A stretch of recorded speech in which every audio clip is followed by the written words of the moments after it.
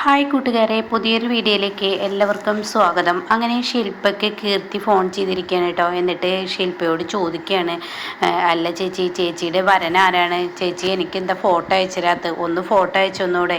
അത് കേൾക്കുന്ന ശില്പയ്ക്ക് സങ്കടമാവാണ് കേട്ടോ. അപ്പോൾ ശില്പ പറയണേ, ഞാൻ അയാളെ കണ്ടിട്ട് പോലുമില്ല, ഞാൻ അയാളുടെ ഫോട്ടോ എൻ്റെ കയ്യിലില്ല. എന്തിനാ ചേച്ചി ഇങ്ങനെയൊക്കെ നുണ പറയുന്നത്? ചേച്ചി ആ ഫോട്ടോ ഒന്ന് അയച്ചുകൊണ്ടാ. ഇനിയിപ്പോൾ അയാളുടെ ഫോട്ടോ ചേച്ചിയുടെ കയ്യിലില്ലെങ്കിൽ ഏട്ടൻ്റെ കയ്യിൽ നിന്നും അങ്ങ് ഫോട്ടോ അയച്ചു തന്നാൽ മതി. ചേച്ചി എനിക്ക് കാണാൻ തിടുക്കമായിട്ടാ എൻ്റെ കീർത്തി, ഞാൻ അയാളെ ഇന്നേ വരെ കണ്ടിട്ട് പോലുമില്ല. അപ്പോഴാണ് നീ ഇങ്ങനെയൊക്കെ സംസാരിക്കുന്നത്. ആ സമയം പ്രിയ അങ്ങോട്ടേക്ക് കടന്നു വരുന്നു കേട്ടോ. അപ്പോൾ മകളുടെ സംസാരം വല്ലാത്ത വേദന പിടിച്ച സംസാരമാണെന്ന് പ്രിയ മനസ്സിലാക്കുന്നു. അങ്ങനെ ശില്പയാണെങ്കിലും കണ്ണീര് കൊണ്ട് ഇവിടെ കീർത്തിയുടെ മുന്നിൽ ആകെ കുടുങ്ങിപ്പോവുകയാണ്. എന്നാൽ കീർത്തിയോടുള്ള സത്യം പറഞ്ഞ് അവളെ വേദനിപ്പിക്കാനും നിൽക്കുന്നില്ല. കാരണം അവളുടെ മാനസികാവസ്ഥ അതിലും പരമാണെന്ന് തനിക്ക് നന്നായി അറിയാലോ. അങ്ങനെ വീണ്ടും ശില്പ പറയാണ്, അതേ ശില്പയോട് ചോദിക്കുകയാണ്, എൻ്റെ ചേച്ചി അയച്ചുകൊണ്ടാ, എന്താ ചേച്ചിയോട് ചോദിച്ചിട്ട് അയച്ചു തരാത്ത? എന്താ ചേച്ചി ഇങ്ങനെയൊക്കെ? ചേച്ചിക്കൊന്ന് അയച്ചു തന്നൂടെ എന്നിങ്ങനെ പറയുമ്പോഴേക്കും ഫോൺ അങ്ങ് മേടിക്കുകയാണ് കേട്ടോ പ്രിയ. എന്നിട്ട്, എടി കീർത്തി, നീ വിചാരിക്കുന്നത് പോലെ അവളുടെ കല്യാണം ഉറപ്പിച്ചിട്ടില്ല, ഒന്നുമില്ല, ഒരു മണ്ണാങ്കട്ടയില്ല.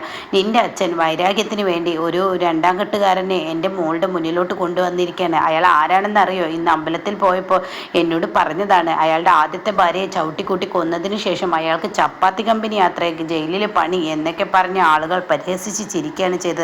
അങ്ങനെയുള്ള ഒരുത്തനും ഞാൻ എൻ്റെ മകളെ കെട്ടിച്ചു കൊടുക്കുന്നില്ല എന്നൊക്കെ പറയുമ്പോൾ ശില്പ പറയണേ, എന്തിനാ അമ്മേ കീർത്തി ഓരോന്ന് പറഞ്ഞ് വേദനിപ്പിക്കുന്നത്? എന്തിനാ അമ്മ? പിന്നെ ഞാൻ എന്ത് വേണേടി? നിന്നെ അയാൾക്ക് കെട്ടിച്ചു കൊടുക്കുന്നോ? ഒരിക്കലും ഞാനത് നടക്കത്തില്ല. അപ്പോൾ ശില്പ പറയണേ, എൻ്റെ അമ്മേ, അതിന് എനിക്ക് ജീവനുണ്ടെങ്കിലല്ലേ അയാളെ കൊണ്ട് അച്ഛന് കെട്ടിക്കാൻ കഴിയുള്ളൂ. ഒരിക്കലും എന്നെ കെട്ടിക്കാൻ കഴിയില്ല, അത് ഉറപ്പാണ് എന്നൊക്കെ ഇങ്ങനെ പറയുമ്പോൾ ഉടൻ തന്നെ പറയണം, ഇല്ല ഞാൻ കെട്ടിച്ചേരും. അപ്പോഴേക്കും കീർത്തി ഫോണിലുണ്ടെന്ന് ഇവർ രണ്ടുപേരും മറന്ന് അവിടെ സംസാരം തുടരുകയാണ്. അപ്പോൾ കീർത്തി, അമ്മേ ഞാനൊന്ന് പറയുന്ന കേൾക്ക്, ചേച്ചി ഞാനൊന്ന് പറയുന്ന കേൾക്കാവോ എന്നങ്ങനെ പറയുമ്പോൾ ഉടൻ തന്നെ ആ മോളെ നീ ഫോണിലുണ്ടെന്ന് മറന്നുപോയി. അപ്പോഴേക്കും ശില്പ, അമ്മ ഫോണിങ്ങ് തന്നെ, എന്തിനാ അവളെ വേദനിപ്പിക്കുന്നത്? അപ്പോൾ ഉടൻ തന്നെ, മോളെ നിന്നെ വേദനിപ്പിച്ചതല്ല, നീ അവിടെ സുഖമായി ജീവിക്കുകയാണെന്ന് എനിക്കറിയാം.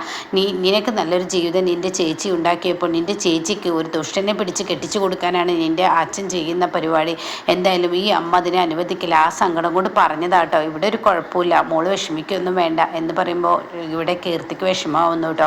പിന്നീട് കാണിക്കുന്നത് ധ്വനിയെയും അർജുനെയാണ്. അവർ ആ ഗുണ്ട സ്ഥലത്തോട്ട് എത്തിയിരിക്കുകയാണ്. അതായത് ഇവിടെ ഇവൻ്റെ ആര്യൻ്റെ കണക്ക് കൂട്ടലുകളെല്ലാം പിഴക്കാൻ പോവാണ്. ആര്യനാണെങ്കിൽ ഉള്ളിലിരിക്കുന്ന സമയം ഇവർ പുറത്തിറങ്ങിയിട്ടുണ്ട്. അങ്ങനെ നല്ല CID കളിയാണ് കേട്ടോ അർജുൻ്റെ. CID കളി എന്ന് പറഞ്ഞാലും പോരാ, ഒരു ലൈറ്ററും കുറേ അമിട്ടും അതുപോലെ പടക്കവും അതുപോലെ മാലപ്പടക്കൊക്കെ തോളിലിട്ട് ധ്വനിയോട് പറയണേ, ധ്വനി ഇത് നിൻ്റെ തോളിലിട്ട്, ഇത് വെച്ച് നമുക്ക് അവരെ തുരത്താം. ഇതങ്ങ് പൊട്ടുമ്പോൾ ബാക്കി വശത്തു കൂടെ പോവാം. അപ്പോൾ ഗുണ്ടകളങ്ങ് പുറത്തിറങ്ങുമ്പോൾ ആര്യനെ രക്ഷിച്ച് കൊണ്ടുവരാം എന്നൊക്കെ പറയാൻ കേട്ടോ. എന്നാൽ ഈ സമയം ആര്യൻ്റെ മുന്നിൽ വെച്ച് SP സാറിനെ വിളിച്ചിരിക്കുകയാണ്. അപ്പോൾ SP സാറിനോട് പറയാണ്, അതെ നിങ്ങളുടെ മകൻ ഇവിടെയുണ്ട്, വേണമെങ്കിൽ 1 കോടി രൂപയുമായി വന്നോളൂ എന്ന് പറയുന്നതിനിടയ്ക്ക് അതിലൊരു പയ്യൻ ആര്യൻ്റെ കൂട്ടുകാരൻ പറയാം, അങ്കിളെ വേണമെങ്കിൽ വന്നോളൂ. അത് കേൾക്കുന്ന ആര്യന് എന്ത് പൊട്ടത്തരാടാ ചെയ്യുന്നത്?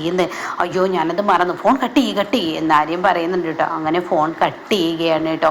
പിന്നീട്, എടാ നീ എന്തിനാടാ ഇങ്ങനെ വിളിച്ചു പറഞ്ഞത്? ഇങ്ങനെ പൊട്ടത്തരങ്ങൾ ആരെങ്കിലും പറയോ? ഒരു ഗുണ്ടകൾ അങ്കിൾ ആൻറ്റി എന്നൊക്കെ വിളിക്കൂ.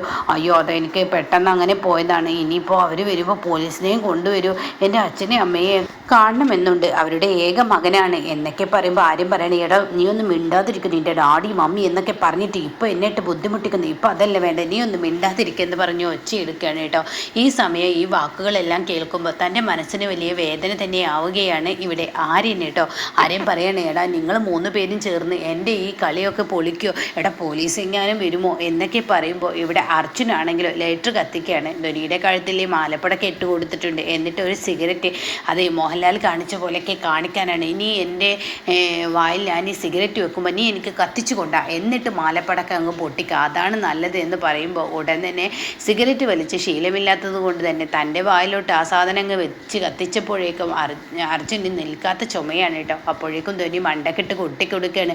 അയ്യോ എനിക്ക് ബുദ്ധിമുട്ടാണ് എന്ന് പറയുമ്പോൾ ധ്വനി പറയണേ, നീ വേണ്ടാത്ത ഒല്ലാപ്പൊന്നും എടുക്കണ്ട, നീ ഒരു കാര്യം ചെയ്യേ, നീ ആദ്യം ഇതങ്ങ് പൊട്ടിക്ക്, ഇങ്ങനെയുള്ള നാടകങ്ങളൊന്നും വേണ്ട എന്ന് പറഞ്ഞിട്ട് അങ്ങ് മാലപ്പടക്കം അങ്ങ് പൊട്ടിക്കുകയാണ് കേട്ടോ. അതോടുകൂടി ഈ 3 പേരും, എടാ ആര്യനെ ആരോ വന്നിട്ടുണ്ട്. അപ്പോഴേക്കും ആര്യനെ പിടിച്ച് കെട്ടിയിട്ടുണ്ട് കേട്ടോ ഇവർ. നീ കെട്ടടാ, എനിക്ക് വേദനിക്കാത്ത വിധം വിധത്തിൽ വേണം കെട്ടാൻ എന്ന് പറഞ്ഞിട്ടാണ് കെട്ടുന്നത്. അങ്ങനെ കെട്ടിയ സമയത്താണ് ഈ മാലപ്പടക്കം പൊട്ടുന്നത്. ആരോ പുറത്ത് വന്നിട്ടുണ്ടെടാ, എടാ പോലീസാണോ ഇനിയിപ്പോൾ മറ്റാരെങ്കിലും ആണോ, എടാ പേടിയോ ഒന്ന് പുറത്ത് പോയോക്കെ എന്ന് പറഞ്ഞ് ഇവർ 3 പേരും പുറത്ത് കിടക്കുന്നതോ മാലപ്പടക്കം പൊട്ടുന്നത് കാണുമ്പോൾ അയ്യോ ആരോ ബോംബ് വെച്ചിരിക്കുക എന്ന് പറയുന്നുണ്ട് കേട്ടോ. അപ്പോഴേക്കും ധ്വനിയും അർജുനും ബാക്ക് വശത്തു കൂടെ കയറിയിരിക്കണം. അങ്ങനെ ഇവർ തൊട്ടടുത്തെത്തുമ്പോൾ അത് മാലപ്പടക്കമാണെന്ന് മനസ്സിലാവാണ്. അയ്യോ ഈ വീട്ടിൽ ആരോ കയറാൻ വേണ്ടി ചെയ്തത് നമുക്ക് നോക്കാം എന്ന് പറയാണ്. അപ്പോഴേക്കും ഇവർ ആര്യൻ്റെ കെട്ടഴിക്കാൻ നോക്കുമ്പോൾ അർജുന് കെട്ടഴിയുന്നില്ല. എടി ധ്വനി നീ കെട്ട്. ആര്യനാണെങ്കിൽ ആകെ പെട്ടതുപോലെ ആര്യൻ്റെ മുന്നിൽ ധ്വനി വന്നിട്ട് പറയാണ്, അങ്ങനെ എൻ്റെ ആര്യനെ ആരും തട്ടിക്കൊണ്ടുപോകാൻ ഞങ്ങൾ സമ്മതിക്കില്ല, ഞാൻ സാഹസികമായി രക്ഷിച്ചതാണ് എന്നൊക്കെ ഇങ്ങനെ പറഞ്ഞ് അക്ഷരത്തെറ്റുകളോടുകൂടി പറയുമ്പോൾ ഉടൻ തന്നെ അർജുൻ പറയണം, മതി മതി നിൻ്റെ ആ അക്ഷരത്തെറ്റൊക്കെ അവിടെ നിർത്തിയേക്കെ, ഇപ്പോൾ നീ ഇവനെ രക്ഷിക്കുക എന്ന് പറയണം. അങ്ങനെ കെട്ടഴിക്കാൻ നോക്കണം. അങ്ങനെ രണ്ടുപേരും കൂടി കെട്ടഴിച്ച് പുറത്തോട്ട് കൊണ്ടുവരുമ്പോൾ ഇവന്മാരവിടെ ഉണ്ടാവും കേട്ടോ. അപ്പോൾ ഇവന്മാർ അങ്ങോട്ടേക്ക് വരികയാണ്. അപ്പോൾ ഈ സമയം ഈ തോക്ക് വെച്ച് ഇതാ ഞങ്ങളിപ്പോൾ പൊട്ടിക്കും. അപ്പോഴേക്കും ധ്വനിയാണെങ്കിൽ ഒരു വലിയൊരു അമിട്ട് കഴുകിയിട്ടുണ്ടാവും. അത് പൊട്ടിച്ച് നിങ്ങളുടെ ദേഹത്തോട്ട് എറിയണമെങ്കിൽ മര്യാദക്ക് പോയിക്കോ. അപ്പോൾ അതിലൊരുത്തൻ ആര്യൻ്റെ കൂട്ടുകാരൻ, അവന് നിഷ്കളങ്കനാണ്. അവന് അയ്യോ എൻ്റെ ഡാഡിയും മമ്മിയും എനിക്ക് കാണണേ. മറ്റൊരുത്തൻ അയ്യോ എനിക്ക് പേടിയാവുന്നേ, അയ്യേ ഇങ്ങനെ ചീപ്പ് ഗുണ്ടകളാണോ ആര്യനെ തട്ടിക്കൊണ്ടുപോയത് എന്ന് അർജുൻ പറയാണ്. അപ്പോഴേക്കും ധ്വനി പറയണേ ഇവരൊരു പാവങ്ങളാണെന്നാണ് തോന്നുന്നത്. അത് കേട്ടോടെ തന്നെ അർജുൻ ഓ പാവങ്ങളാണ്, അപ്പോൾ ഇവർക്ക് ഇതുമാതിരി ശിക്ഷയാണ്. അപ്പോൾ അവർ പറയും ഞങ്ങൾക്ക് ഇതുമാതിരി ശിക്ഷയൊന്നും തരല്ലേ എന്ന് പറയുമ്പോൾ ശരി നിങ്ങൾക്ക് ചെറിയ ശിക്ഷ തരാമെന്ന് പറഞ്ഞ് അവരെ 3 പേരെയും റൂമിലോട്ടാക്കി കഥ കിടക്കുകയാണ് കേട്ടോ.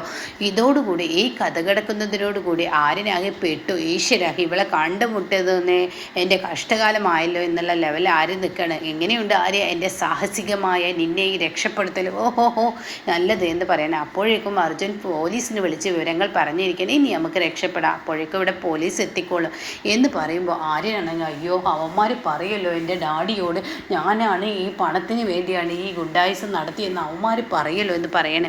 ഇതേ സമയം ഈ പറയുന്ന SP-യും അതുപോലെ സ്വാമിയങ്ങളും കൂടി ഈ ഇവർ പറഞ്ഞ ലൊക്കേഷനിൽ എത്തിയിരിക്കുകയാണ് കേട്ടോ. അവർ ഡോറ് തുറക്കുമ്പോൾ കാണുന്ന കാഴ്ച ഗുണ്ടയായി വേഷം മാറിയിരിക്കുന്ന അർജുനെയും ധ്വനിയാണ്. ഇവരെ രണ്ടുപേരെയും കാണുന്ന SP. എന്നാൽ നിങ്ങളിൽ നിന്ന് ഇങ്ങനെ പ്രതീക്ഷിച്ചില്ല. അപ്പോൾ സ്വാമിയങ്ങൾ പറയാണ് നിങ്ങൾ ഇങ്ങനത്തെ പണിയൊക്കെ ചെയ്യുന്ന പ്രതീക്ഷിച്ചില്ല, പണം വേണമെങ്കിൽ നേരിട്ട് ചോദിക്കായിരുന്നില്ലേ എന്ന് പറയുമ്പോൾ അയ്യോ അങ്ങളെ ഞങ്ങൾ തെറ്റിദ്ധരിച്ചിരിക്കുകയാണ്, ഞങ്ങൾ ഗുണ്ടകളൊന്നുമില്ല, ഗുണ്ടകളെ ഞങ്ങൾ റൂമിലിട്ട് പൂട്ടിയിട്ടുണ്ട്, ഞങ്ങൾ ആര്യനെ രക്ഷിക്കാൻ വേണ്ടി ഇറങ്ങിയതാണെന്ന് ധ്വനി പറയാണ്. എന്തൊക്കെയാണ് ഈ പറയുന്നത്? അതെ ആര്യനെ രക്ഷിക്കാൻ വേണ്ടി ഇറങ്ങിയതാണെന്ന് പറഞ്ഞ് അർജുൻ സംസാരം തുടരാണ് കേട്ടോ.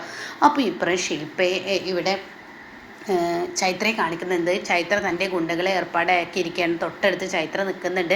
നിങ്ങൾ പോയി നോക്ക്, എന്നിട്ട് ആ പണം അച്ഛനിൽ നിന്നും തട്ടിയെടുക്കാൻ നോക്കിയെന്ന് പറഞ്ഞിട്ട് അവർ ഗുണ്ടകളെ ഏർപ്പാടാക്കിയിട്ടുണ്ടാവും ചൈത്ര. അങ്ങനെ അവരിതിങ്ങനെ എത്തി നോക്കുകയാണ് കേട്ടോ. എന്നിട്ട് പറയാണ് ഇതൊക്കെ ഫേക്കാണ്, ഈ കാണുന്നതൊക്കെ ഞങ്ങളുടെ നാടകമാണ്, ഇത് കളിത്തോക്കും, ഈ നിൽക്കുന്ന വെറുതെ ഒരു കയ്യിലൊരു പടക്കം പോലെ വെച്ചിരിക്കുകയാണ്, അല്ലാതെ ഒന്നുമില്ല. അപ്പോൾ അതൊക്കെ കേൾക്കുന്ന ആരും ഞെട്ടിപ്പോവാണ്. യഥാർത്ഥത്തിൽ ഗുണ്ട അകത്തുണ്ട്, ഇനിയിപ്പോൾ പോലീസ് എത്തും, അവരെ കൊണ്ടുപോയിക്കോളും, ആര്യനെ ഞങ്ങൾ രക്ഷിച്ചു. അപ്പോൾ അർജുനാണെങ്കിൽ അതെ ഞാൻ എൻ്റെ അച്ഛനുമായി ഒരു മീറ്റിങ്ങിന് പോകുന്ന സമയം, ആ സമയമാണ് എന്നെ ഈ പറയുന്ന ധ്വനി വിളിച്ചത്. അപ്പോൾ SP സാറിൻ്റെ മകനെ സാഹസികമായി രക്ഷിക്കാൻ വേണ്ടി വന്നതാണ് എന്നൊക്കെ പറയുമ്പോൾ SP താങ്ക്സ് ഉണ്ട് കേട്ടോ എന്ന് സ്വാമിയും SP-യും കൂടി പറയുമ്പോൾ ഉടൻ തന്നെ ധ്വനി പറയണേ ഇവന് വെറുതെ പറയുന്നതാണ്, ഇവന് നുണ പറയാൻ അങ്ങനെയൊന്നും ഉണ്ടായിട്ടില്ല.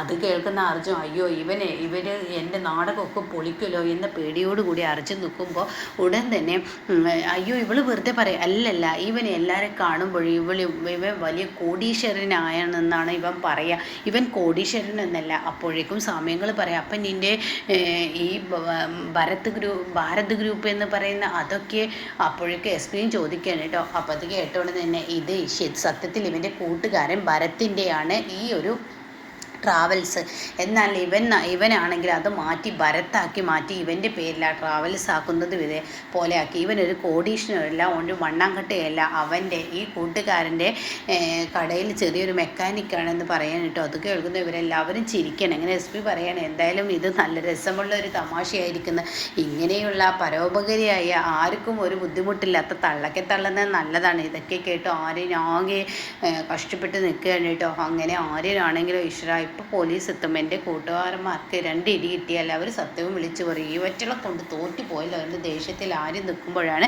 ഇപ്പുറത്ത് ഗുണ്ടകൾ ചെന്ന് ചൈത്രയോട് കാര്യങ്ങളൊക്കെ പറയുന്നത്. ചൈത്രയോട് കാര്യങ്ങൾ പറയുമ്പോൾ ചൈത്ര പറയണം, നിങ്ങളൊരു പണി ചെയ്യേ, അതൊക്കെ കളിത്തോക്കാണെങ്കിൽ നിങ്ങൾ അവരുടെ കയ്യിൽ നിന്ന് ആ പണം വാങ്ങി രക്ഷപ്പെട്ട് കൊണ്ടുപോകാൻ എന്ന് പറയണം. അങ്ങനെ ഗുണ്ടകൾ വന്ന് പെട്ടെന്ന് ഈ പണം എടുക്കാൻ ഒരുങ്ങുന്ന സമയം SP അങ്കിള് ഇവിടെ അർജുനെ ഇങ്ങനെ കെട്ടിപ്പിടിക്കാൻ കേട്ടോ, ഇങ്ങനെ ഒരു പരോപകാരം ചെയ്ത ഈ നന്ദി നിന്നെ ഒരിക്കലും മറക്കത്തില്ല എന്നൊക്കെ പറയുമ്പോഴാണ് ഇവർ പൊട്ടിച്ച പടക്കത്തിൻ്റെ ബാക്കി വീണ്ടും പൊട്ടുന്നത് കേട്ടോ.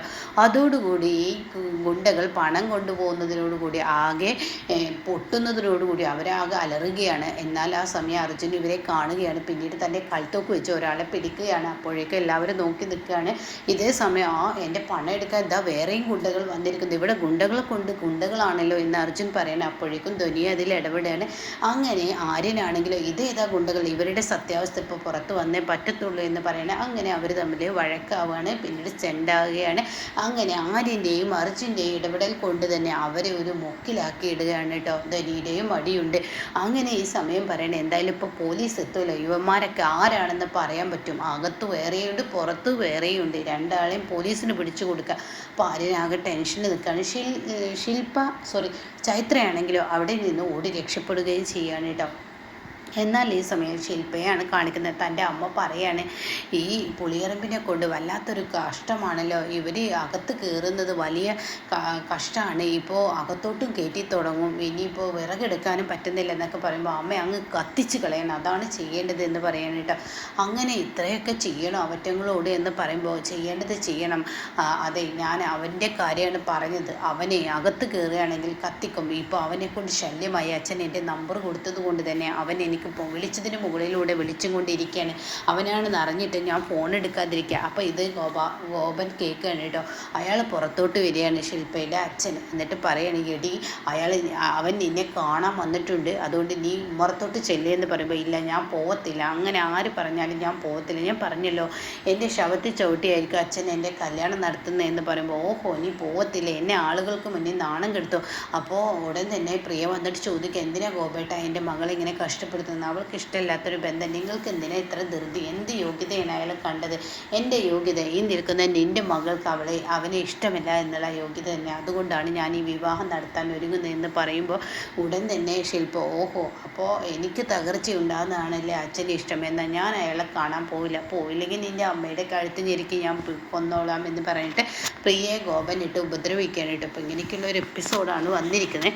എന്തായാലും അർജുൻ ധ്വനിയും കാരണം തൻ്റെ അച്ഛൻ അതായത് SP അങ്കിൾ അറിയുകയാണ് തൻ്റെ 2 മക്കളും കൂടിയാണ് ഈ പണി ഒപ്പിച്ചതെന്ന്. അപ്പം ഇങ്ങനെയൊക്കെയുള്ളൊരു എപ്പിസോഡാണ് ഇപ്പോൾ വന്നിരിക്കുന്നത്.